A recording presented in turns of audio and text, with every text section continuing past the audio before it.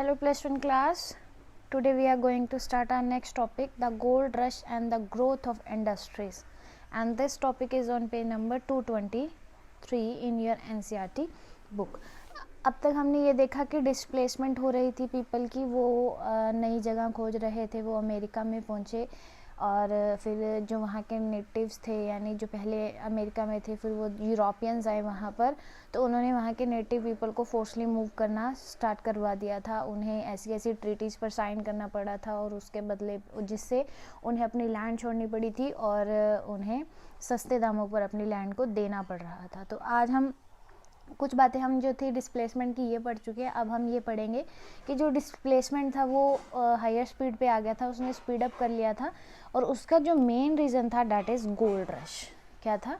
Gold rush, यानी सोने का लालच। ऐसा कहा जाता था कि अमेरिका में सोना है और उसकी वजह से यानी सोना को पाने की वजह से, जल्दी से जल्दी अमीर होने की वजह से, डेवलप्ड होने की वजह से जो लोग थे वो अमेरिका में शिफ्ट कर रहे थे। तो हमेशा से ये उम्मीद रही है कि जो गोल्ड है वो कहाँ पर मिलेगा? नॉर्थ अमेरिका में मिलेगा। कहाँ मिलेगा? नॉर्थ अमेरिका में मिलेगा। तो 1840s में कुछ ट्रेसेस मिले थे जिससे ये पता चला था कि जो गोल्ड है वो यूएसए के अंदर है, यानी गोल्ड के कुछ ट्रेसेस मिले थे जिससे ये हो गया था कि वहाँ पर गोल्ड है और हमें उसे क्या करना है? बाहर निकालना है। और ये यूएसए के कौन सी जगह पे? कैलिफोर्निया नाम की जगह पर ट्रेसेस उसके मिले थे, जिसकी वजह से क्या हुआ था? गोल्ड रश होना स्टार्ट हो गया था, यानी लोगों ने सोने के पीछे यानी सोने के लालच में वहाँ पर शिफ्ट करना स्टार्ट कर दिया था। बहुत सारे जो यूरोपियंस थे यानी थाउजेंड्स ऑफ यूरोपियंस ईगर हो गए थे मूव करने के लिए नॉर्थ अमेरिका में। क्यों? क्योंकि उन्हें लग रहा था कि ये उनके लिए एक फॉर्चुनेट टाइम है, यानी एक बहुत अच्छी अपॉर्चुनिटी है जल्दी से जल्दी अमीर बनने की। तो इस वजह से क्या हो गई थी? वहाँ पर रेलवे डेवलप्ड हो गई थी, रेलवे ट्रैक बनाने शुरू कर दिए थे, रेलवे लाइंस बन गई थी। और जिस रेलवे लाइंस को बनाने के लिए थाउजेंड्स ऑफ चाइनीज़ वर्कर्स जो थे एम्प्लॉयड किए गए, यानी उन्हें काम पे रखा गया, उनकी भी क्या हुई? इनकम हुई। और ये जो रेलवेज डेवलपमेंट थी यानी रेलवे लाइंस थी वो और ये जो रेलवे का काम था वो 1870 तक फिनिश हो गया था यूएसए में। कहाँ पर? यूएसए में रेलवे लाइंस जो थी 1870 तक बन चुकी थी। और कनाडा में ये जो रेलवे लाइंस थी वो 1885 तक बन चुकी थी। तो ऐसा कहा जाता था, एक पर्सन थे जिनका नाम था एंड्रयू कैर्नेज। एंड्रयू कैर्नेज नाम के एक पर्सन थे जो पुअर इमिग्रेंट थे, जो स्कॉटलैंड से आए थे। तो जो एंड्रयू कैर्नेज थे जो पुअर इमिग्रेंट थे स्कॉटलैंड से, और बहुत ही सबसे पहले तो जो एंड्रयू कैर्नेज थे यानी पुअर इमिग्रेंट और फर्स्ट मिलेनियर इंडस्ट्रियलिस्ट। कौन थे? First Millionaire industrialist. उनका ये कहना था कि जो ओल्ड नेशंस थे उनकी जो प्रोग्रेस रेट थी that is on creep on snails, यानी वो स्नेल्स की तरह स्नेल्स पे रेंगते थे। और जो रिपब्लिक थंडर्स थे या कहेंगे यूएसए जैसे देश थे वो कैसे थे? वो थे स्पीड ऑन एक्सप्रेस, यानी हाई स्पीड से वो प्रोग्रेस करते थे। और यूएसए में क्या हुआ था? इंडस्ट्रियल रेवोल्यूशन आया था। और ये इंडस्ट्रियल रेवोल्यूशन क्यों हुआ था? एक तो गोल्ड रश के कारण वहाँ पे क्या होने लग गई थी? डेवलपमेंट होने लग गई थी, ट्रांसपोर्ट मोड सिस्टम आने लग गया था। तो यूएसए में इंडस्ट्रियल रेवोल्यूशन हुआ था क्योंकि जो पुअर पीजेंट्स थे या हम कहेंगे स्मॉल पीजेंट्स थे, उन्हें क्या करनी पड़ती थी? अपनी लैंड को गिव अप करना पड़ता था क्योंकि ट्रीटीज़ होती ही थी और वो अपनी जो एग्रीमेंट तो उन्हें क्या करनी पड़ी थी, अपनी लैंड गिव अप करनी पड़ी थी बिग फार्मर्स को यानी बिग पीजेंट्स को, और उन्हें क्या करना पड़ा था, जॉब के लिए फैक्ट्रीज़ में जाना पड़ रहा था। किनको, स्मॉल पीजेंट्स को क्या जाना पड़ा था, जॉब के लिए फैक्ट्रीज़ को में जाना पड़ रहा था, जिसकी वजह से जो फैक्ट्रीज़ की एम्प्लॉयज़ की रिक्वायरमेंट थी वो फुलफ़िल होती जा रही थी, और ईज़िली जो थी फैक्ट्रीज़ वर्क कर पा रही थी, मैन्युफैक्चरिंग कर पा रही थी, और इंफ्रास्ट्रक्चर डेवलप कर रहा था, जैसे रेलवे लाइंस डलने लग गई तो उसके लिए भी लेबर चाहिए थी। तो ये जो स्मॉल पीजेंट्स थे या पुअर पीजेंट्स थे वो एम्प्लॉयड हो रहे थे, जिस वजह से एक ये रीज़न था कि यूएसए में इंडस्ट्रियल रेवोल्यूशन हुआ था।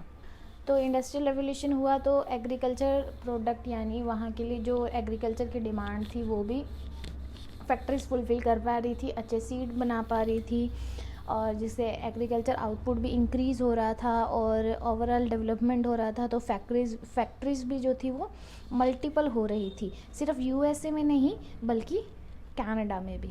तो कनाडा में भी क्या हो रहा था, इंडस्ट्री की ग्रोथ हो रही थी। तो एक ये रीज़न था डिस्प्लेसमेंट का, या हम सेटलर्स का कहेंगे कि एक तो गोल्ड रश था, यानी ऐसा कहा गया कि अमेरिका में गोल्ड है तो लोग उन्हें भागते भागते यानी गोल्ड को पाने के लिए आने लग गए और शिफ्ट होने लग गए अपनी जगह से। और दूसरा, इंडस्ट्रीज़ की डेवलपमेंट हो रही थी, तो इस वजह से यूएसए में क्या हो रहा था, माइग्रेशन, यानी यूएसए में लोग आकर सेटल हो रहे थे। तो 1860 का जो टाइम था वो यूएसए के लिए एक अंडर डेवलपमेंट इकॉनमी का टाइम था, यानी 1860 में यूएसए की जो इकॉनमी थी वो अंडर डेवलप्ड इकॉनमी थी। लेकिन 1890 में वो एक बहुत अच्छा इंडस्ट्रियलाइज्ड नेशन बन गया था। क्या बन गया था, एक लीडिंग इंडस्ट्रियल पावर थी उसकी वर्ल्ड में, यानी 30 सालों के अंदर अंदर ही जो यूएसए था उसने काफ़ी ज़्यादा डेवलपमेंट कर लिया था। और एग्रीकल्चर जो थी वो भी लार्ज स्केल पे एक्सपेंड होने लग गई थी, और जो वास्ट एरिया था उसे क्लियर किया गया और उसे फार्म्स के अंदर डिवाइड किया गया। और जो ये लाइफ थी हंटिंग की वो ख़त्म होती गई। और क्यों ख़त्म होती गई, क्योंकि जो लैंड थी, फॉरेस्ट लैंड थी, उसे क्लियर करके एग्रीकल्चर फार्म्स बनाए गए। और जो बाइसन था, जिसके बारे में हमने पहले पढ़ा था कि वहाँ के जो नेटिव पीपल थे वो बाइसन का शिकार किया करते थे और उसे अपने फूड आइटम में भी यूज़ किया करते थे। तो बाइसन जो थे उसे मार दिया गया था, क्योंकि जंगल ख़त्म हो गए थे, जंगली जानवरों को भी ख़त्म कर दिया गया था। और ये जो हंटिंग प्रोसेस थी जो काफ़ी सेंचुरी से चली आ रही थी, अब वो ख़त्म होती जा रही थी। अब क्या हो रहा था, वहाँ पर एग्रीकल्चर सिस्टम आ रहा था। यूएसए का जो कॉन्टिनेंटल डेवलपमेंट है वो भी होने लग गया था। कॉन्टिनेंटल एक्सपेंशन जो था वो कंप्लीट हो गया था 1892 के अंदर। तो जो एरिया था पैसिफिक और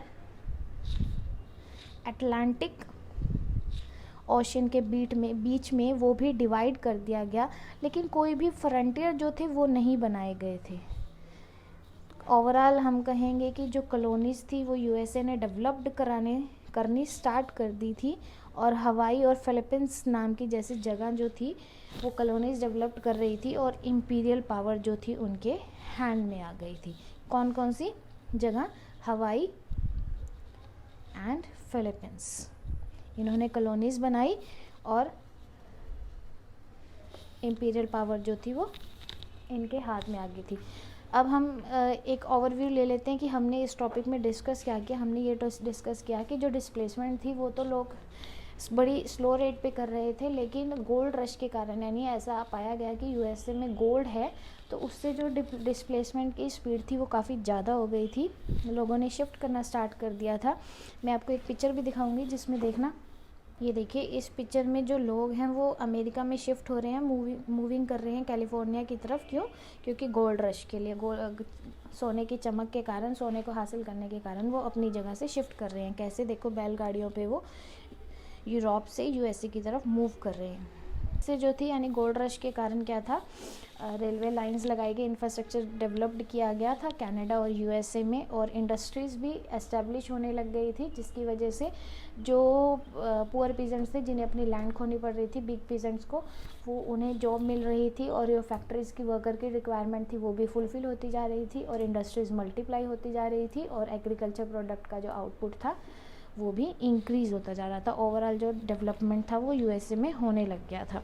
इतना अच्छा डेवलपमेंट होने लग गया था कि एक टाइम ऐसे आया था कि वहाँ के जो नेटिव थे वो यूरोपियंस का वेलकम कर रहे हैं। आपकी बुक में एक पिक्चर भी दिखा रखी है कि इस पिक्चर में कैसे ये लेडी जो है, जो नेटिव है वहाँ की, वो इमिग्रेंट्स का वेलकम कर रही है। यानी इतना डेवलप जो था वो ये नेशन हो गया था, और सिर्फ 30 सालों में, यानी 1860 से 1890s में इसका बहुत ज़्यादा डेवलपमेंट हुआ था। इंडस्ट्रियल रेवोल्यूशन भी यहाँ आया था। क्यों आया था? क्योंकि जो वर्कर्स की रिक्वायरमेंट थी वो फुलफ़िल हो गई थी पीजेंट्स की वजह से, और फैक्ट्रीज़ में वर्क बहुत लार्ज स्केल पे होने लग गया था, और फिर एक्सपेंशन जो था वो पॉसिबल हो गया था। तो यही आज का टॉपिक है आपका। आई होप आपको समझ आया होगा। If you have any doubt please let me know, otherwise don't forget to do your work timely, and don't forget